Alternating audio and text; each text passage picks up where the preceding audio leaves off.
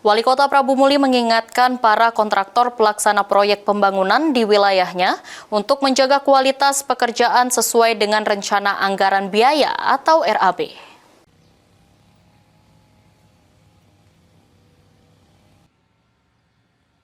Wali Kota Prabu Muli menegaskan pentingnya kualitas pekerjaan yang sesuai dengan spesifikasi dalam rencana anggaran biaya atau RAB. Peringatan ini disampaikan seiring dengan adanya laporan masyarakat terkait kualitas pembangunan yang dinilai kurang maksimal. Wali Kota Prabu Muli pun meminta dinas terkait untuk melakukan pengawasan lebih ketat. Diharapkan dengan langkah tegas ini hasil pembangunan di Prabu Muli dapat memberikan manfaat jangka panjang bagi masyarakat dan menunjang pertumbuhan kota secara berkelanjutan. Himbau seluruh kontraktor ya pegawai apa yang telah menjadi kewajiban dan RAB, jangan nyimpang daripada RAB dan mengumpulkan yang bagian plan dan akan kita sampaikan supaya mutunya dipertahankan.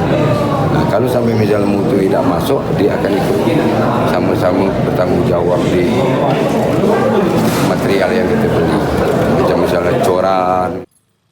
Pemerintah Kota Prabu Muli berkomitmen untuk terus mengawasi dan memastikan mutu pembangunan berjalan sesuai harapan. Anggi Perkasa, PAL TV.